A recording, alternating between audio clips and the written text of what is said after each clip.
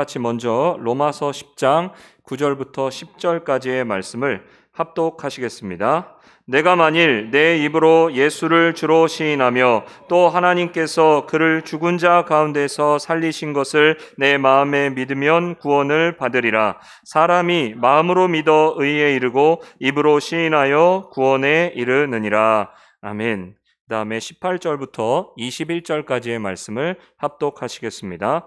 그러나 내가 말하노니 그들이 듣지 아니하였느냐? 그렇지 아니하니 그 소리가 온 땅에 퍼졌고 그 말씀이 땅끝까지 이르렀도다 하였느니라. 그러나 내가 말하노니 이스라엘이 알지 못하였느냐? 먼저 모세가 이르되 내가 백성 아닌 자로서 너희를 시기하게 하며 미련한 백성으로서 너희를 노엽게 하리라 하였고, 이사야는 매우 담대하여 내가 나를 찾지 아니한 자들에게 찾은 바 되고 내게 묻지 아니한 자들에게 나타났노라 말하였고, 이스라엘에 대하여 이르되 순종하지 아니하고 거슬러 말하는 백성에게 내가 종일 내 손을 벌렸노라 하였느니라. 아멘. 오늘 하나님 말씀 로마서 10장 9절에서 10절, 18절에서 21절의 말씀으로 믿음은 말이 아닌 마음이다 라는 제목으로 이 시간 말씀의 은혜를 함께 나누고자 합니다. 진짜 기적은 예수 그리스도를 믿는 것이 기적입니다. 또한 이 믿음, 예수 그리스도를 믿고 예배하는 것은 강요가 될 수가 없는 것이죠. 강요를 할 수 있다면 얼마나 좋겠습니까? 교회에 앉혀놓아서 모두가 앉혀놓은 사람들 예수 믿고 구원받는다면 얼마나 좋겠습니까? 그러나 하나님의 역사는 그렇지가 않습니다. 왜?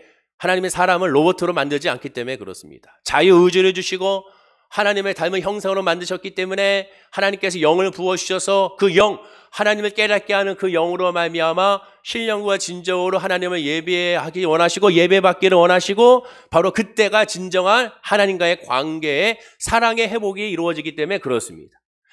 연인 관계도 마찬가지지 않습니까? 진정으로 나를 사랑하고 나를 아껴줘야지, 내가 가진 배경으로 사랑하고 아껴준다면 그것만큼 또 슬픈 것이 없는 것을 보게 되죠. 정말로 사랑한다는 것은 그냥 그 사람 그 자체를 사랑하고 그 사람 그 자체를 존경하며 그 사람 그 자체를 함께하고 싶은 것이 진정한 사랑일 줄로 믿습니다. 이 믿음이라는 것은 결코 강요로 될 수 없고 강제로 될 수가 없습니다. 그러니까 너무나도 힘들기도 하고 쉽기도 하는 것을 보게 되는 것이죠. 오늘 본문에 보면 바로 그 믿음, 구원에 대해서 사도 바울은 설명해 주고 있습니다. 로마서 9장에서 11장까지는 이스라엘과 이방인들에 대한 하나님의 구원의 순서와 계획을 말씀해 주고 있습니다. 동시에 이신득이 믿음으로 말미암아 의롭게 된다라는 그런 설명을, 그 교리를 설명해 주고 있습니다. 이렇게 설명한 이유는 당시 이것에 대한 논란이 있었기 때문에 그렇습니다. 그 논란이란 무엇이냐면, 초대교회 당시에 예수님이 유대인, 히브리인인데도 불구하고 예수님을 메시아로 영접하지 않는 대다수의 유대인들을 바라보고 이방인 초대교회 성도들이 의문을 갖게 된 것이죠. 이상하다.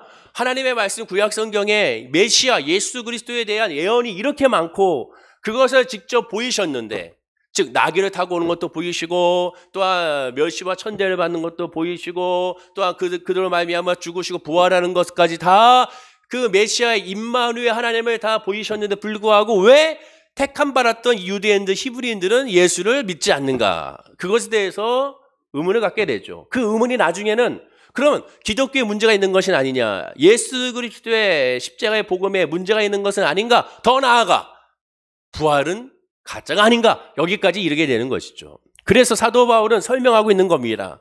왜 히브리인들, 유대인들이 예수님을 영접하지 않고 믿지 않은가? 왜 먼저 이방인들이 유대인들보다 더 예수님을 영접하고 초대교회 구성원으로서 많은 일을 담당하고 있는가? 이는 하나님의 구원의 계획이라는 겁니다. 로마서 11장 25절에 보면 이렇게 말합니다. 형제들아, 너희가 스스로 지있다 하면서 이 신비를 너희가 모르기를 내가 원하지 아니하노니 이 신비는 이방인의 충만한 수가 들어오기까지 이스라엘의 더러는 우둔하게 된 것이다 라고 설명합니다. 여기서만 형제들은 유대인들, 유대인 초대교회 성도들을 말하게 되죠.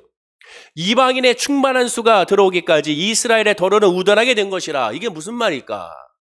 쉬운 성경인 두 원문을 그대로 해석한 공동번역 성경을 보면 이렇게 말합니다. 형제 여러분, 여러분이 모든 것을 다 알았다고 장담할지 모르지만 아직 깨닫지 못하는 숨은 진리가 하나 있는데 여러분도 그것을 꼭 알아두시기 바랍니다. 그 진리란 이런 것입니다. 일부 이스라엘 사람들이 지금은 완고하지만 모든 이방인들이 하나님께 돌아오는 날에는 그 완고한 마음을 버릴 것이다 라고 말합니다. 즉 하나님의 뜻은 이방인을 먼저 구원하고 그 모든 이방인들이 구원을 받은 날 유대인들은 그 완고했던 마음을 버리고 하나님께로 돌아온다는 의미고 그것이 하나님의 구원의 계획이자 섭리라고 말하게 됩니다. 그럼 이를 통해 알 수 있는 것은 구원은 오직 하나님의 절대적인 주권과 섭리 아래에서 이루어지는 것이지 인간의 개입으로 말미암아 이루어진 것이 아니라는 것이죠. 구원은 하나님의 모든 주권입니다. 나의 영역이 아닙니다. 여러분의 영역이 아니에요. 야, 내가 저 사람을 내가 구원시켜야지. 내가 내 자녀를 구원시켜야지. 안 됩니다. 하나님의 영역입니다. 하나님의 영역이기에 우리는 은혜라고 말하는 거고 하나님께서 하시는 거기 때문에 그래서 신비로운 거라고 말하고 비밀이라고 말하고 하나님께서 역사해 주시기 때문에 기적의 최고라고 말하는 것이고 진짜 기적이 내가 예수를 믿는 거라고 말하는 겁니다. 여러분 생각해 보세요. 지금 이 자리에 있는 것이 기적입니다. 놀라운 기적이에요. 내가 예배를 드리고 있다니. 이 코로나 시국에 800명이 넘는다는 이 시국에 내가 교회에 모여서 예배 드리고 있다니. 내가 주의 이름을 부르짖고 있다니. 내가 찬송을 부르고 있다니. 이 자체가 기적임을 믿으셔야 되는 것이죠. 이스라엘의 구원의 순서에 뒤로 밀려도 또한 이스라엘 구원의 순서가 앞으로 먼저 믿어도 하나님의 공의, 하나님의 역사, 하나님의 선하심, 하나님의 오르심, 하나님의 영향력은 손상이 가지 않습니다. 하나님의 영광을 어떠한 존재도 어떠한 사람도 손상이 익힐 수가 없고 그 뜻을 틀 수가 없어요. 우리가 기도를 하나님의 뜻을 틀 수 있습니까? 바꿀 수 있나요? 그렇지가 않습니다. 그렇게 보일 뿐 하나님의 뜻은 하나님대로 이루십니다. 우리가 레위기 말씀을 통하여 금요일날 말씀 나눈 것 같이 중보기도도 마찬가지입니다. 중보기도를 통하여 우리가 하나님의 뜻을 바꾸는 것이 아니에요. 중보기도를 통하여 하나님의 뜻에 순종하고 그 뜻에 아멘하며 그 뜻에 합력할 때 그때 비로소 진정한 위로와 평강이 임함을 깨닫게 되는 것이 그것이 바로 중보기도라고 할 수가 있게 되는 것이죠. 구원은 오직 하나님께로부터 오는 겁니다. 그래서 구원은 오직 믿음으로 구원을 얻는 거라고 말한 거예요. 자, 에베소서 2장 8절에 이렇게 설명합니다. 우리 읽어볼까요?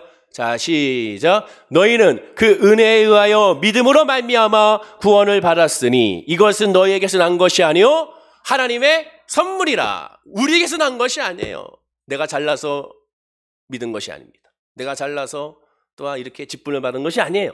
하나님의 은혜요 하나님의 선물입니다. 처음부터 끝까지 내 것이 아니요 하나님의 것임을 고백해야 되죠. 그리고 우리 이것을 설명하기 위하여 그 앞구절에 이렇게 말합니다. 형제들아 너희가 스스로 지있다 하면서 이 신비를 너희가 모르기를 내가 원하지 아니하노니 라고 말합니다. 자, 공동 번역으로 보면 형제 여러분, 여러분이 모든 것을 알았다고 장담할지 모르지만 정확하죠. 우리가 다 안다고 어떻게 장담합니까? 내가 성경을 다 안다고 장담합니까? 어떠한 신학 교수도 어떠한 목사도 어떠한 신령한 사람도 하나님을 다 알 수가 없습니다. 하나님이 보여주셔야, 하나님이 열어주셔야 그 열어준 내 안에서만 우리가 하나님을 발견할 수가 있는 거예요. 장담할지 모르지만 아직 깨닫지 못하는 숨은 진리가 하나 있는데 여러분도 그것을 꼭 알아두시기 바랍니다 라면서 그 숨은 진리를 설명하는데 그 숨은 진리가 구원은 깨달아야 한다는 거예요. 깨달아야 돼. 강요가 되는 것이 아니라 이론이 아닙니다. 학습이 아니에요. 야, 내가 학습했더니 내가 교육을 받았더니 어떤 코스를 밟았더니 내가 구원을 깨달았다? 아닙니다. 구원은 전적인 하나님의 은혜입니다. 기도를 10시간 했더니 또한 100시간 했더니 금식을 40일 했더니 내가 구원을 깨달았다? 아닙니다. 물론 그럴 수도 있죠. 그러나 그런 거 하나도 없어도 예수 이름만 부르짖어도 하나님의 은혜와 구원을 깨달을 수가 있습니다. 왜? 하나님의 영역이기 때문에 그렇습니다. 그렇기 때문에 은혜이면서 답답한 거예요. 왜 은혜며 답답합니까? 예수를 믿는 것이 놀라운 하나님의 신비니까 은혜죠. 또한 답답한 거예요. 하나님의 영역이니까 강제가 될 수 없으니 답답한 거예요. 어찌든지 내 사랑하는 자녀를 강제로 예수 믿게 하면 좋겠지만 안 되지 않습니까? 그러니까 답답한 거예요. 본인이 예수를 영접해야 되고 본인이 부르짖어야 되고 여호와 하나님께 엎드려야 되는 것이기 때문에 그렇습니다. 아무리 그는 강요해도 되나 우리 강요하면 강요할수록 오히려 반작용으로 말미암아 엇나가는 것이 인간의 신성이기 때문에 그렇습니다. 정말 강제면 얼마나 좋을까 하는 생각도 듭니다. 그러나 강제가 아니에요. 그래서 숨은 진리를 내가 깨달았으니 은혜이지만 이것을 주변 사람들이 주변 지인들이 깨닫지 못하니 답답한 거예요. 여러분들의 가족들을 보세요. 믿지 않은 가족 있지 않습니까? 얼마나 답답해요. 그 은혜 안에 거하였으면 좋겠는데 얼마나 답답하니까 오늘도 이 주일날 야 우리 함께 예배 드리자 했는데 그 예배 동참하지 못하지 않습니까? 더러는 피곤하다고, 더러는 이 코로나 시국에, 더러는 여러 가지 이유로, 자 이유를 들어보면 다 옳은 말입니다. 합당한 말씀이에요. 그러나 믿음으로 말미암아 하나님께 예배 드리는 거 이걸 어떻게 설명할 수가 있겠습니까? 그럼에도 불구하고 우리가 하나님을 찬양해야 돼. 그러니까 하나님을 의지해야 돼. 그러니까 예수밖에 없어. 이것을 우리는 믿음으로 아멘하지만 그것을 믿지 않는 사람들에게, 마음으로 받아들이지 않는 사람에게 이것을 어떻게 우리가 이론으로 구구절절 설명할 수 있겠습니까? 인간의 어떠한 언어로 하더라도 설명할 수가 없습니다. 왜? 하나님의 성령의 영역이니까 깨달아야 되기 때문에 그렇습니다. 오늘 본문 로마서 10장 1절과 17절까지는 오직 믿음으로 그래서 구원한다는 진리를 가르치고 있습니다. 대표적으로 13절에 이렇게 말하죠. 자, 읽어볼까요?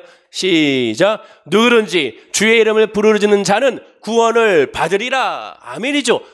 너무 당연한 말씀이죠. 너무 은혜의 말씀이죠. 너무 또 쉬운 말씀이죠. 주의 이름을 부르면 구원을 받습니다. 너무 쉬워요. 근데 너무 어려워요. 왜? 주의 이름을 부르짖지 않으니까. 아픈데 안 부르짖어요. 아파요. 내가 너무 아파. 그러면 주의 이름을 부르짖어야겠는데 안 부르짖습니다.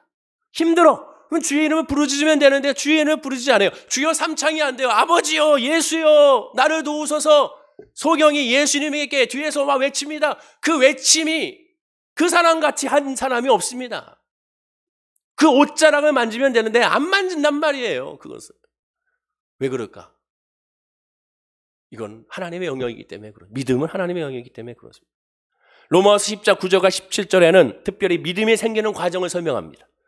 누군가는 전파해야 되고 또한 그 전파한 것을 들을 수 있어야만 믿음이 생긴다는 말이죠.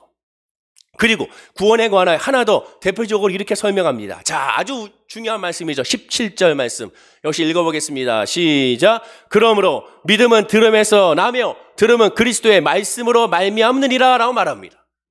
믿음은 하나님의 영역인데 그 믿음은 어떻게 생깁니까? 들음에서 난다고 했습니다. 들어야 한다는 거예요. 믿음은 보는 것이 아닙니다. 믿음은 듣는 거예요.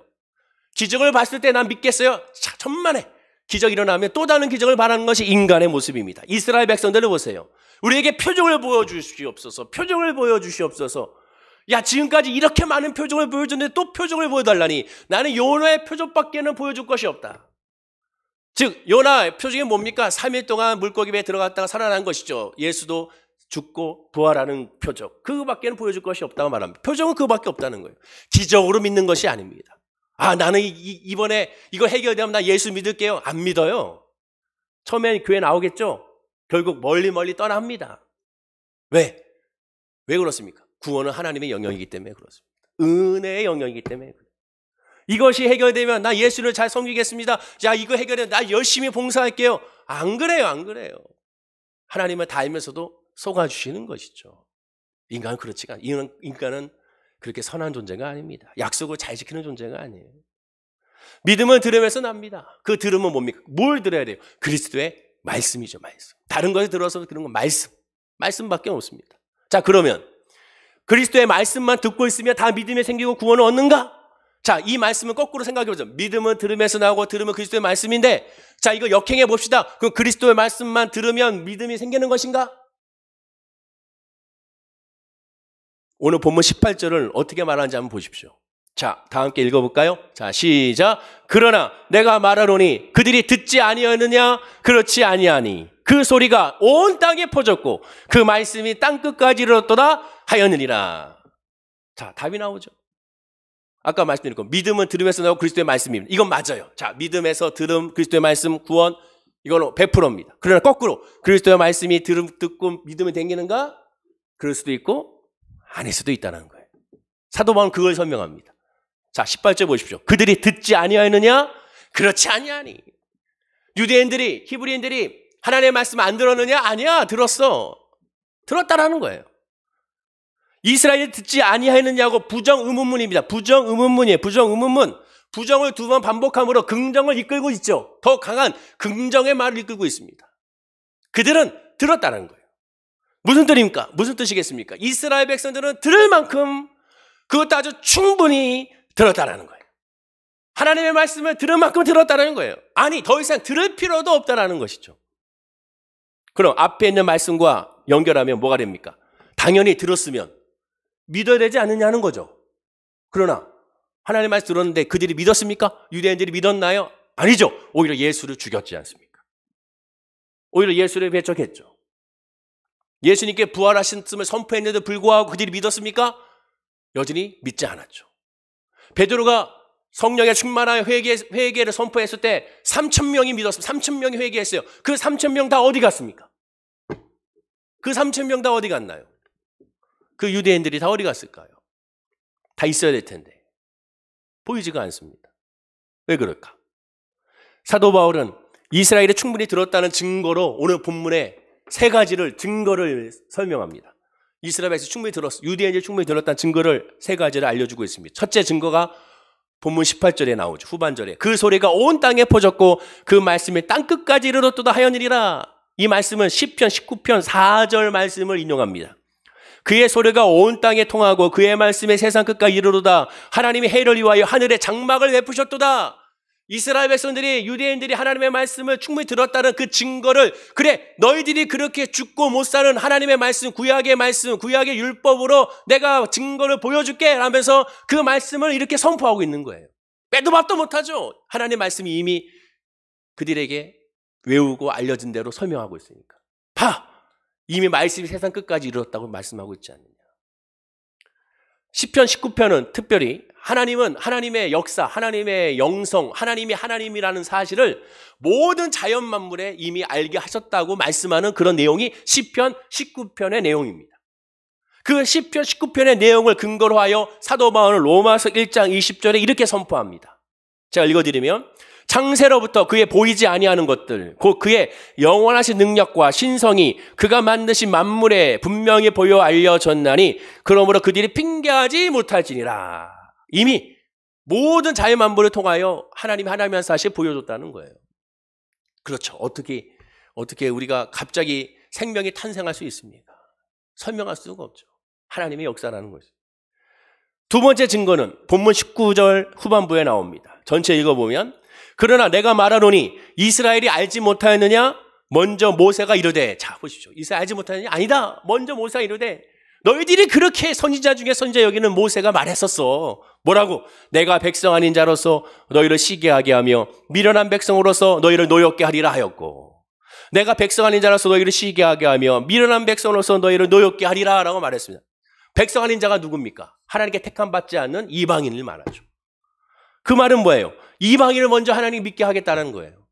너희를 시기하게 한다. 이방인이 너희를 먼저 믿게 하여 선택받은 너희들이 먼저 이방인들이 하나님 믿고 복받는 모습을 보고 시기하게 하겠다는 거예요. 질투하게 하겠다는 거예요. 미련한 백성으로서 너희를 노엽게 하겠다. 너희들이 그렇게 무시하고 있는 종과 같은 천시하고 있는 저 소외된 사람들이 먼저 주님을 믿게 함으로 말미암아 너희를 화나게 하게 하겠다. 그것이 바로 메시아의 또한 증거라는 것이죠. 모세오경 신명기 32장 21절을 인용한 겁니다. 신명기가 뭐예요? 하나님께서 이스라엘 백성들이 출애굽하여 가나안 땅에 들어가기 전에 그들에게 이 가나안 땅에 살기 위해서는 어떻게 살아가야 되는지를 자세하게 설명한 메시지라고 할 수가 있습니다. 거기에 이미 이렇게 말했어요. 그들이 하나님이 아닌 것으로 내 질투를 일으키며 허무한 것으로 내 진노를 일으켰으니 나도 백성이 아는 자로 그들에게 시기가 나게 하며 어리석은 민족으로 그들의 분노를 일으키려다 하라 말함. 무슨 뜻입니까? 하나님이 이스라엘을 택하여 너희들을 사랑하여 출애굽을 시켜서 하나님의 젖과 꿀이 가나안 땅에 하나님의 약속으로 말미암아 복을 주시기 원하는데 그런데도 불구하고 하나님을 섬기지 아니하고 하나님을 믿지 아니하고 나를 따르지 않으니 그러니 나도 너희들이 나를 따르지 아니하고 우상을 섬겼듯이 내가 너희들에게 먼저 복을 주지 아니하고 저 이방인들에게 먼저 복을 줘. 내가 너희들이 우상을 섬기는 모습에 내가 시기하고 질투하는 것처럼 너희들도 그렇게 하게 하겠다라고 하나님은 지금 말씀하고 있는 겁니다. 하나님의 메시지를 보면 어떤 마음이 듭니까? 사랑의 질투의 고백이라고 느껴지지 않습니까? 그만큼 하나님은 이스라엘 백성들을 사랑한다는 거예요. 즉, 그 얘기는 뭐 역으로 얘기하면 처음부터 끝까지 하나님을 잘 믿고 섬겼으면 이런 일이 없었다는 거예요. 먼저 이방인들이 구원을 받는 일이 없고 너희들이 통하여 하나님은 이스라엘 민족을 제사장의 나라로 삼았습니다. 제사장의 나라는 뭐예요? 이스라엘 민족을 통하여 하나님을 알게 하겠다는 거예요. 이스라엘 민족을 통하여 하나님의 역사를 보이겠다는 거예요. 근데 이제 바뀐 거예요. 그들이 하나님을 믿지 않으니 이방인들을 통하여 하나님을 드러나겠다는 것이죠. 이것이 두 번째 증거라고 말하고 있습니다. 이제 세 번째 증거로 얘기합니다. 본문 20절에 말합니다.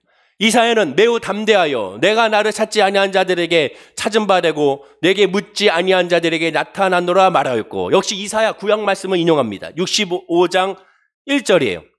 나는, 자, 이 말씀 읽어볼까요? 자, 시작. 나는 나를 구하지 아니하던 자에게 물음을 받았으며 나를 찾지 아니하던 자에게 찾아냄이 되었으며 내 이름을 부르지 아니하던 나라에 내가 여기 있노라 내가 여기 있노라 하였노라. 이게 무슨 말씀입니까? 이스라엘 민족이 먼저 하나님을 찾아야 돼요. 하나님을 아는 존재니까. 근데 하나님 부르지도 아니했던 사람들이 하나님을 찾았다는 거예요. 그러니 하나님이 그에게 만나줬다는 겁니다. 누가 그랬습니까? 기생 나압이 그랬죠. 성경에 많이 나옵니다. 나아만 장군도 그랬습니다. 택함받은 민족들이 아니에요. 택함받은 백성이 아닙니다. 그러나 그들은 시키지 줄 알았는데 여호와 하나님을 찾아요. 여호와 하나님을 고백해요. 여호와 하나님 앞에 나옵니다. 그런데 너희들은 그렇지 않았다는 거예요. 왜 너희들은 날 찾지 않느냐. 찾고 구하고 두들려야 되는데 무엇을? 세상적인 것이 아니라 무엇을 먹을까, 무엇을 마실까, 무엇을 입을까가 아니라 여호와 하나님을 찾으라는 것인데, 그럼 만나주겠다는 의미인데, 근데 이스라엘 백성은 찾지 않고 구하지 않았다는 겁니다. 그래서 말합니다. 내 이름을 부르지 아니하던 나라가, 내가 여기 있노라, 내가 하나님께서 요청하고 있다는 거예요. 바뀌었어요. 이방인들이 하나님을 믿을 때가 이렇게 온다는 것을 이미 이사야 65장 1절에 예언했다는 거예요. 반면 하나님의 택한 민족을 보십시오. 본문 21절입니다. 역시 읽어보겠습니다. 21절 시작. 이스라엘이 내가 이르되 순종하지 아니하고 거슬러 말하는 백성에게 내가 종일 내 손을 벌렸노라 하였느니라. 이사야 65장 2절을 인용하여 이사야는 계속해서 선지자들의 경고를 무시했습니다. 선지자들의 경고가 뭐예요? 돌아와라, 돌아와라, 회개하고 나를 믿어라, 나를 믿어라, 나에게 제발 돌아와라. 여러분 그걸 아셔야 됩니다. 하나님이 여러분들에게 먼저 가서 예수 믿게 하는 것이 아니에요. 우리가 돌아와야 돼요. 돌아온 탕자의 핵심 비유가 뭡니까? 예수님 말씀. 문을 열고 아버지는 기다리잖아요. 문 열고 기다리는 거예요. 들어와야 돼. 들어오지 않으면 응답이 없어요. 들어와야 돼. 하나님 왜 나를 내버려 두십니까? 들어와. 그러니까 와. 오라고. 부르짖으라고. 그의 이름을 부르짖으라고. 찾으라고. 근데 그렇게 행하지 못하니까 안타까운 거죠. 지금 주님은 그 말을 하는 거예요. 돌아오라, 돌아오라. 그러나 돌아오지 않는 거예요. 오늘 본문 21절에 하나님의 마음이 이렇게 표현합니다. 내가 종일 내 손을 벌렸노라. 종일 벌리고 다 기다리는 거예요. 마치 손주들이 온다 그러면 우리 할머니, 할아버지 어떤 마음이 듭니까? 손주들이 온다 그러면 벌써부터 아침부터 준비하잖아요. 고기 꺼내놓고, 얼린 거 꺼내놓고 막 준비하고. 그럼 오늘 못 와요 그러면 고기 다시 들어가잖아요. 예? 안 주고. 남편 줘야 되는데 안 주고 그냥 다시 들어가잖아. 아니 뭐 다음에 먹어. 그렇게 되는 거죠. 왜? 기다리는 거야. 기다리는 거야. 좋으니까. 전화해서 아유 무슨 오냐 무슨 오긴 와. 이 코로나에. 그냥 오지 마. 다음에 와. 네 알겠습니다. 딱 그러면 꼬리 꺼내놨던 고기가 다시 들어가는 거예요. 부모의 마음을 우리가 아셔야 되지. 그러니까 부모님 말씀이 오지 마라. 그러지 마라. 그 말 그대로 고집들으면 안 되는 거예요. 다 그 안에 그렇게 했으면 좋겠다라는 의미도 담겨져 있는 것이죠. 아버지가 그래요. 내가 종일 내 손을 벌렸노라. 자, 공동번역을 보십시오. 그러나 이스라엘에 대해서는 나는 온종일 내 팔을 벌려 이 백성을 기다렸으나 그들은 순종하지 않고 오히려 나를 거역하고 있다 하고 말하였습니다. 라고 말합니다. 나는 온종일 내 백성을 내 팔을 벌려 이 백성을 뭐 했습니까? 기다렸으나 기다렸는데 나를 거역한다. 하나님의 이 처절한 이 외사랑, 이 짝사랑 한번 보십시오. 팔을 벌려 기다리는데 세상에 오지 않아요. 여러분, 심지어 집에 있는 개도 집에 들어갔을 때 꼬리치면서 막 달려와요. 근데 나를 지나가고 내 뒤에 있는 아내나 애들한테 달려가면 와 그것도 그냥 화가 확 납니다. 너 간식 안 줘 너는 이제. 개 한 마리도 그러는데 팔을 벌려 기다리는데 오지 않는다고 지금 말하고 있습니다. 하나님 얼마나 마음이 섭섭하시겠습니까? 하나님은 이스라엘 백성들이 계속 순종하지 않고 거역하지만 그런데 계속해서 선지자를 보내어 듣게 했다고 말합니다. 그러나 보십시오. 얼마나 많은 선지자를 보냈어요. 그 선지자들이 그때마다 다른 메시지를 전한 것이 아니라 한결같은 한 말씀이죠. 하나님께 회개하고 돌아와라. 예배 잘 드려. 율법을 지켜라. 하나님 앞에 제사하고 하나님만 섬겨라. 에레미야는 눈물의 선지자잖아요. 눈물을 흘리면서 호소하고 있지 않습니까? 왜? 말을 안 들으니까. 이게 강요가 안 되니까. 강제로 되는 거 아니니까 눈물만 나오는 거야, 눈물만. 그렇게 호소해도 돌아오지 않은 거에 눈물만 흘리게 되는 것이죠. 결과적으로 하나님은 모세 때부터 이사야 시대를 거쳐서 말라기 선지자 이후에 예수님이 오시기 전에 400년 동안의 침묵의 시대에까지 계속해서 이스라엘 백성들 구원을 위하여 그들을 위하여 말씀을 선포하게 하셨습니다. 그러나 한결같이 거부하죠. 놀랍지 않습니까? 모든 세대가, 정말로 모든 세대가 하나님은 거부합니다. 오늘 본문은 구원의 원리에 대하여 참으로 아주 중요한 내용을 그래서 두 가지로 우리에게 결론적으로 말해주죠. 첫째는 뭡니까? 믿음은 들어야만 생긴다고 했는데 이스라엘은 들을 만큼 들었다는 거예요. 그 얘기는 뭡니까? 믿음은 들음에서 나긴 나는데 그 들음이 먼저 핵심이 아니라는 거예요.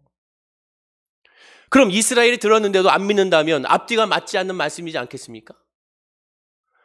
오늘날 이 본문을 계기로 해, 이 본문, 즉 9절에 17절에 하나님의 구원의 원리를 근거로 하여 전도의 표준 교본을 만들었습니다. 그것이 뭐냐? 우리가 잘 알고 있는 사영리라는 교리예요. 많이 들어보셨을 거예요. 이 사영리를 오늘 본문을 중심으로 해서 만들어진 거예요.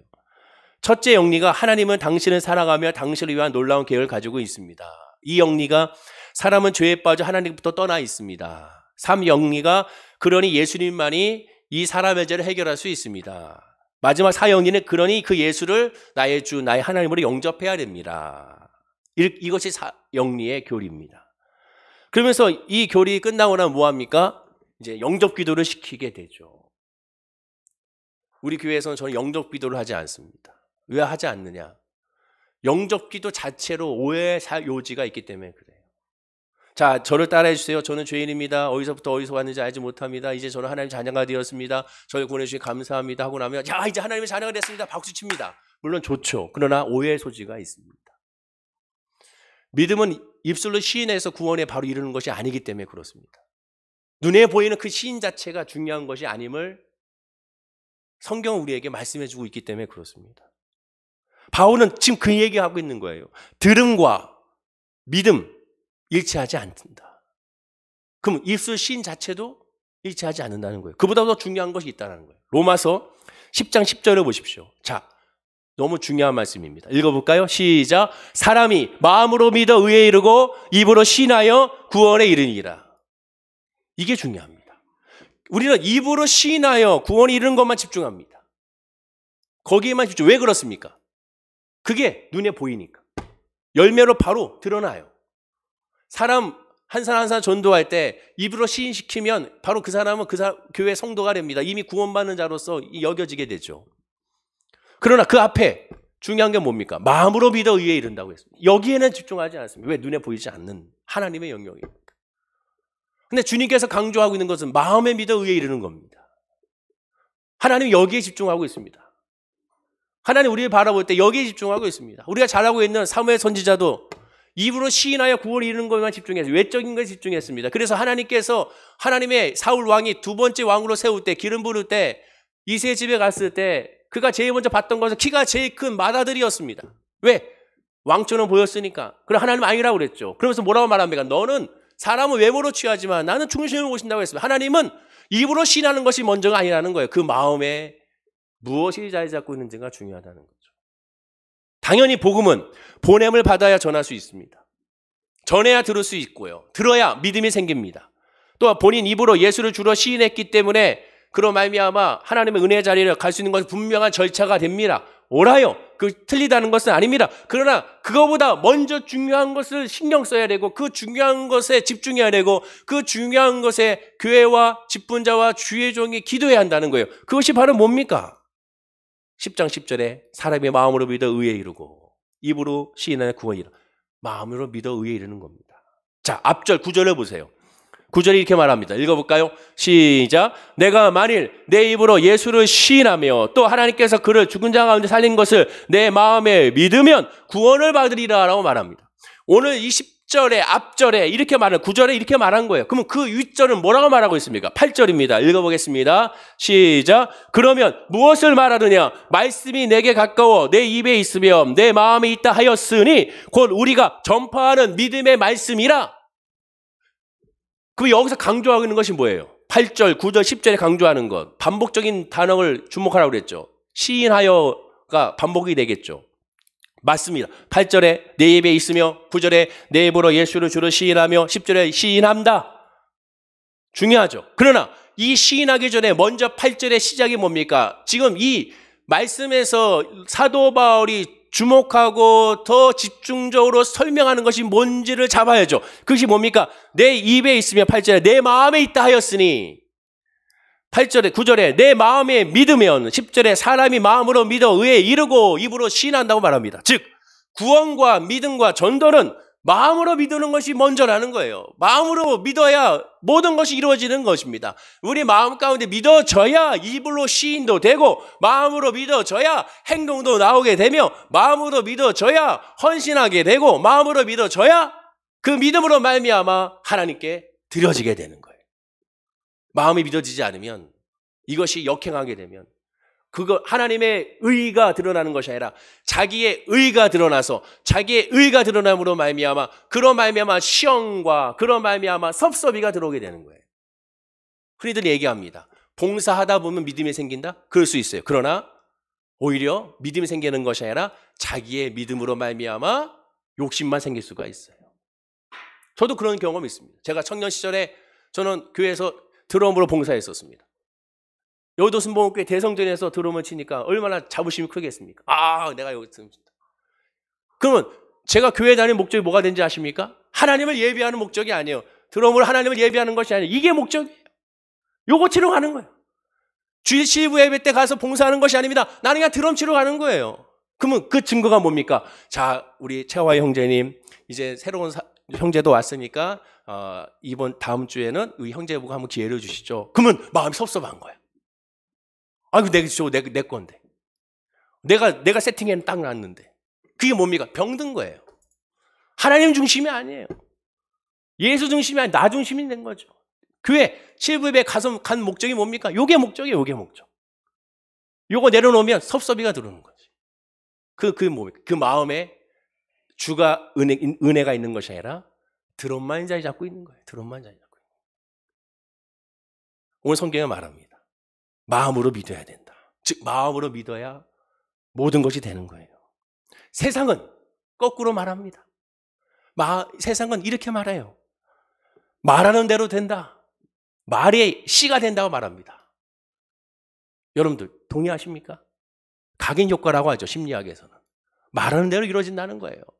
말하는 대로 하다 보면 우리 뇌파 또 호르몬 작용으로 인하여 우리 행동도 그 말하는 대로 움직인다는 겁니다.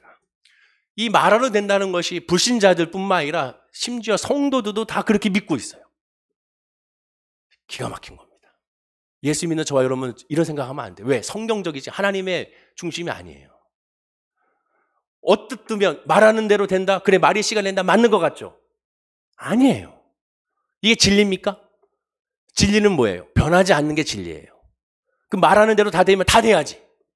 말하는 대로 다 성공해야죠. 생각하는 대로 다 이루어져야죠. 다 이루어집니까? 여러분들이 계획했고 생각했던 대로 다 이루어졌나요? 이 코로나19가 온 줄 누가 알았습니까? 아무도 몰랐어요. 그 유명한 점쟁이도 몰랐어요. 아무도 몰랐습니다.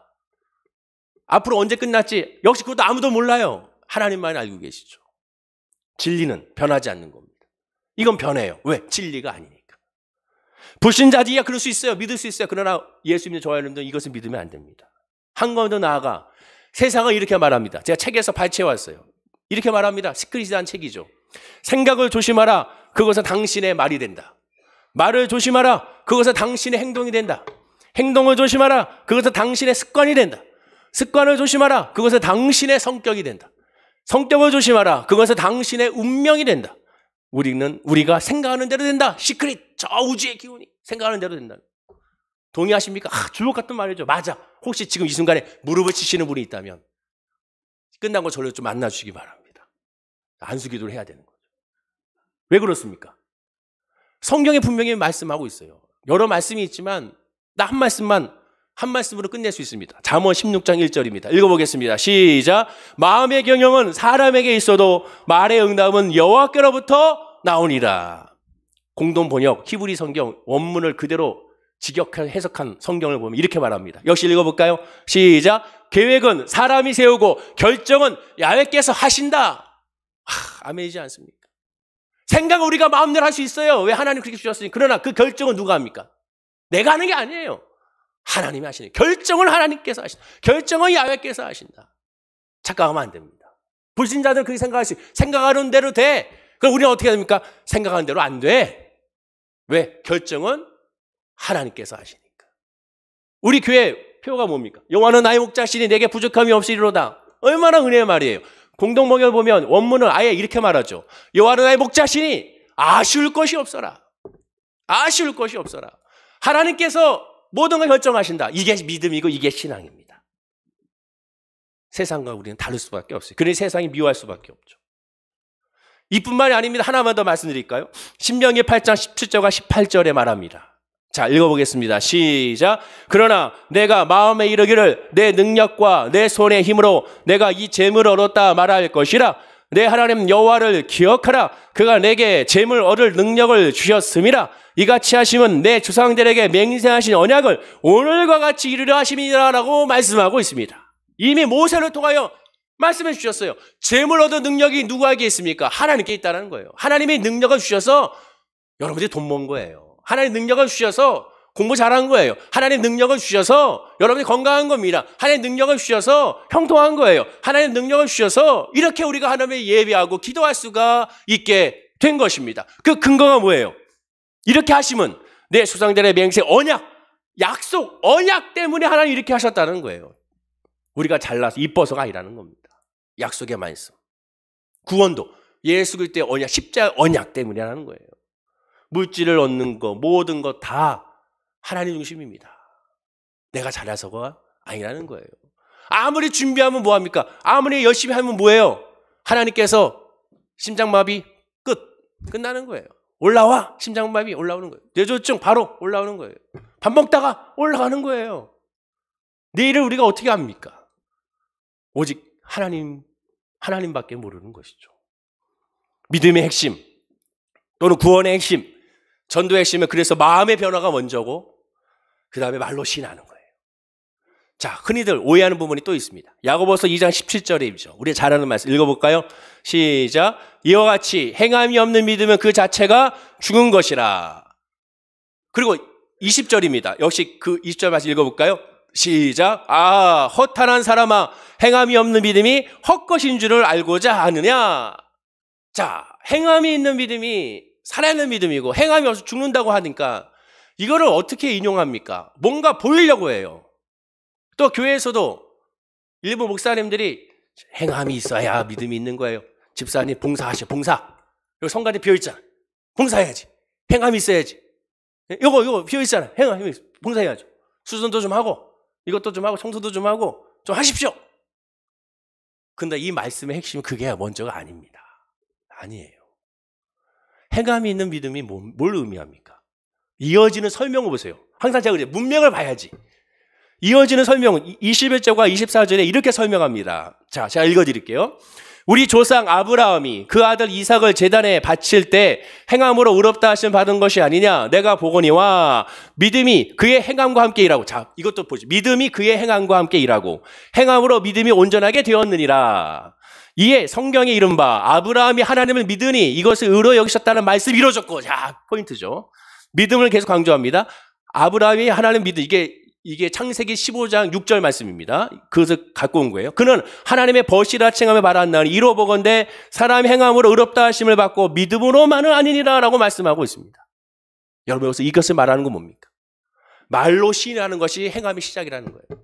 아브라함이 하나님의 약속의 말씀을 받았고 그것을 내 마음 가운데 믿었을 때 그것을 의로 여겼다고 말하고 있습니다. 그리고 그 마음 가운데 믿은 거 의로 여긴 것을 입으로 시인함으로 말하면 그 시인이 행함으로 나타나게 된 거예요. 그러면서 설명하기를 그 다음에 또 이렇게 설명합니다. 야고보서 2장 25절이에요. 이건 짧으니까 읽어보겠습니다. 자, 시작. 또 이와 같이 기생 라합이 사자들을 접대하여 다른 길로 나가게 할 때 행함으로 의롭다 하심을 받은 것이 아니냐라고 말합니다. 믿음을 강조하면서 그 믿음으로 말미암은 행함을 강조하고 있음을 주목하셔야 됩니다. 그럼 이 믿음과 이 눈에 보이는 행함 사이에 뭐가 있느냐? 입술로 시인하는 신앙 고백이 있었다라는 거예요. 여호수아 2장 11절에 기생 라합이 뭐라고 고백합니까? 우리가 듣자 곧 마음이 녹았고 너희로 말미암아 사람이 정신을 잃었나니 너희 하나님 여호와는 위로는 하늘에서도 아래로는 땅에서도 하나님이시라라는 신앙 고백을 했습니다. 여기서 말하는 이 신앙 고백, 시인하여라는 것은 말하다는 것인데 혼잣말이 아니라 선포한다는 거예요. 나만 고백하는 것이 아니라 이 고백을 주변 사람들이 알게 했다는 그 뜻이 이 시인한다라는 뜻입니다. 즉 마음으로 믿었을 때 시인의 역사가 나타나게 되는 거예요. 그때 행동이 되어지는 거예요. 아, 내가 해야지 해야 되는 거 아니라 자연스럽게 뭔가 하고 싶은 마음이 생겨요. 아, 내가 봉사하고 싶은 마음이 생기는 거예요. 은혜가 임하면 섬기고 싶은 마음이 생겨요. 은혜가 임하면 드리고 싶은 마음이 생겨요. 은혜가 임하면 이 모든 마음들이 생겨지게 되는 거예요. 그때는 어떠한 상황이 놓여도 절대로 섭섭이가 들어오지 않습니다. 부정적이 되지 않아요. 왜? 은혜가 임하니까, 감사가 넘쳐나니까 그 흐름대로 모든 것을 포용하게 되는 거예요. 마음이 먼저입니다. 자, 그렇다면 들어야 되는데 무엇을 들어야 됩니까? 아까 말씀한 그리스도의 말 십자가의 복음이죠. 본문 8절입니다. 역시 읽어보겠습니다. 시작. 그러면 무엇을 말하느냐? 말씀이 내게 가까워 내 입에 있으며 내 마음에 있다 하였으니 곧 우리가 전파하는 믿음의 말씀이라. 믿음의 말씀. 우리가 전파하는, 사도들이 전파하는 믿음의 말씀. 자, 그럼 사도들이 전파하는 믿음의 말씀 뭡니까? 이어지는 구절이죠. 그것을 설명합니다. 역시 읽어보겠습니다. 시작. 내가 만일 내 입으로 예수를 주로 시인하며 또 하나님께서 그를 죽은 자 가운데 살린 것을 내 마음에 믿으면 구원을 받으리라. 자, 전파하는 믿음의 말씀이 뭡니까? 하나님께서 그를 죽은 자 가운데 살리신 것을 내 마음에 믿는 그 말씀이라는 것이죠. 나를 위해 죽으시고 나를 위해 부활했다는 십자가의 복음을 믿어야 되는 겁니다. 성경의 모든 메시지는 다 예수 십자가의 복음을 말하고 있는 거예요. 그 복음이 우리 마음에 임할 때 우리 삶 전체적으로 그 복음의 역사가 드러나게 되어 있게 되는 겁니다. 제가 가끔씩 말씀드리잖아요. 저도 공부 지지리게 안 했는데 중학교 때 저는 이 지금 중간고사 기간이잖아요. 저처럼 공부 안 했던 우리 애들끼리 모여서 우리는 항상 모여서 얘기합니다. 다른 친구들, 공부 잘하는 친구들 모여가지고 시험 기간을 향한 그 계획, 공부 계획을 짰대. 우리들끼리 모여가지고 이번 휴가다. 이번 휴가를 어떻게 보낼까? 그 계획을 짰던 사람이 저였습니다. 그랬던 제가 성령 충만하고 예수 그리스도를 만나고 나자 변화됐어요. 공부해야 될 목적이 생기는 거예요. 왜 해야 되는지. 친구들이 미쳤다고 그랬어요. 야, 너 뭐 하는 거야? 공부하는데? 얘가 이상해졌네. 아, 나 공부해야 돼. 바뀌게 되는 거예요. 왜? 집에서 시킨 거 아닙니다. 아버지 시킨 거예요. 어머니 시킨 거 아니에요. 형이 시킨 것이 아닙니다. 물론 우리 형이 성적 검사 형이 했죠. 제 일기장에 형에 대한 온갖 욕설과 그것이 지금까지 남아 있습니다. 그러나 지켜서 된 것이 아닙니다. 오히려 반발이 되죠. 그러나 성령 임하고 마음 가운데 예수를 영접하게 되자 왜 내가 공부해야 되는지를 깨닫게 됩니다. 해야 되겠다는 생각이 들게 되는 거예요. 그때 공부할 때 시간이 지루해지지 않고 힘들지가 않게 되고 감사로 준비하게 되는 거예요. 그리고 안타깝습니다. 내가 조금만 더 일찍 성령을 받았으면, 조금만 더 예수를 믿었다면, 1년만 더 예수를 믿었다면 얼마나 더 좋았을까. 그러니 그 마음이 생기자 예수를 영접하지 않는 사람들 보면 어떤 마음이 듭니까? 아, 공부하지 않는 친구들 보면 취업을 해야 되는데 집에만 있는 그런 자녀들을 보면 생각해보면 예수를 믿으면 됩니다. 예수가 들어가면 성령이 임하면 되는데 그 마음밖에 생각이 안 되는 거예요. 이스라엘 백성들이 하나님에 대한 관심이 없습니다. 성령에 대한 관심이 없습니다. 하나님의 마음에 대한 관심이 없어요. 하나님 나라가 무엇인지, 백성으로 산다는 것이 무엇인지를 깨닫지 못했습니다. 호세아 4장 6절에 호세아 선지자 말합니다. 내 백성이 지식이 없음으로 망하는도다. 내가 지식을 버렸으니 나도 너를 버려 내 제사장이 되지 못하게 하겠다라고 말합니다. 믿음이 없어서 망한 것이 아니에요. 예배를 안 드려서 망한 것이 아닙니다. 지식, 하나님을 알고자 하는 마음이 없어서 망한 거예요. 마음 가운데 주님을 알고자 하는 믿음의 마음이 임하는 것이 가장 중요합니다. 이걸 놓고 기도해야 되는 거예요. 불신자들에게 성도로서 하나님을 전폐해야 됩니다. 그러기 위해서 내가 먼저 믿어야 되는 마음 가운데 예수의 은혜 안에 있어야 되는 거예요. 결론적으로 기독교 교리에 입술로 시인하기에 먼저 집중하기보다 먼저 우리가 집중해야 되는 건 뭡니까? 하나님 나라에 대한 믿음, 내 마음에 예수를 영접하는 믿음, 이걸 놓고 먼저 기도해야 돼요. 그걸 놓고 눈물 흘리며 기도해야 됩니다. 저도 마찬가지고 우리 교회 성도님들의 명단 보면서 기도할 때 그걸로 기도하면 하나님, 이분이 예수 안에 오게 하옵소서. 힘들다고 듣고 있는데 힘든데 왜 교회 안 나옵니까? 마음의 감정이 수술해서 못해서 교회를 못 나온다고 합니다. 기가 막히는 거죠. 그러니까 또 교회 나와야지. 힘드니까 또 교회 나와야지. 주님께 부르짖고 간구해야죠. 기도를 요청해야죠. 함께 기도해야죠. 주밖에 없는데 응답자는 주님인데 아까 말씀 결정을 하나님께 하시는 건데 그 하나님 앞에 최종 결정권자인 여호와 하나님께 그러니 엎드려야 되지 않겠습니까? 그걸 놓고 기도하는 겁니다. 내가 하는 것이 아니라 다 하나님의 은혜로 하는 것, 성령 충만함으로 이 모든 역사가 나타나는 거예요. 마태복음 10장 17절에 예수님이 베드로에게 말합니다. 예수께서 대답하여 이르시되 바요나 시몬아 내가 복이 있도다. 이를 내게 알게 하니 혈육이 아니요 하늘에 계신 내 아버지시라 말합니다. 주는 그리스도시요 살아계신 하나님의 아들이라고 고백했을 때 하나님은, 예수님은 그에게 이렇게 말씀하신 거예요. 이것을 알게 한 것은 네가 아니라 하나님의 영, 성령이라는 거예요. 공동번역으로 보면 예수께서는 시몬 바르요나 너에게 그것을 알려주신 분은 사람이 아니라 하늘에 계신 내 아버지시니 너는 복이 있다고 했습니다. 복이 뭐예요? 하나님을 아는 거예요. 하나님을 깨닫는 게 그거 진짜 복입니다. 우리가 구하고 간구할 것은 다른 것이 아니라 마음에 예수를 영접하게 해달라고 구하고 간구하는 겁니다. 우리 사랑하는 자녀를 위해서 기도할 때 지금 기도할 건 믿음입니다. 하나님 그 마음에 주의 영이 임하게 하옵소서. 성령이 임하게 하옵소서. 우리 사랑하는 가족의 성령이 임하게 하옵소서. 우리 교회의 성령이 임하게 하옵소서.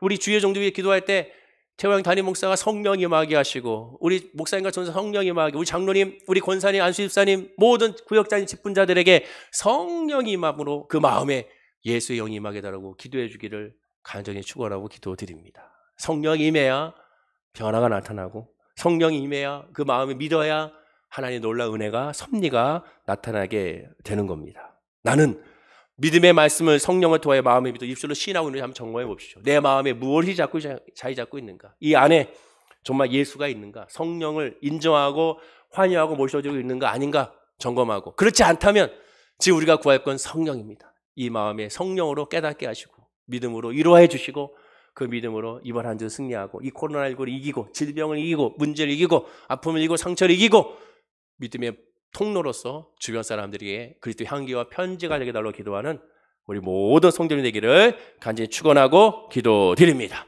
기도하겠습니다. 아버지 하나님 감사합니다. 믿음은 말이 먼저가 아니라 마음입니다. 마음으로 믿게 하여 주옵소서. 성령으로 깨닫게 하여 주시고 성령의 임재가 우리 마음에 임함으로 말미암아 그 성령 역사로 말미암아 변화되는 우리 모든 성도님들이 다 될 수 있도록 인도하여 주옵소서. 성령의 임함으로 마음이 변화되어 그 믿음으로 승리하기 원합니다. 흔들리지 아니하는 주의 사람들이 되기 원합니다. 오직 예수 중심으로 말미암아 기뻐하고 감사하는 하나님의 백성들이 다 되길 원하오니 오늘 예배한 모든 이들에게 이러한 성령의 은혜가 임하게 하여 주옵소서. 감사드리며 예수님의 이름으로 기도드립니다. 아멘.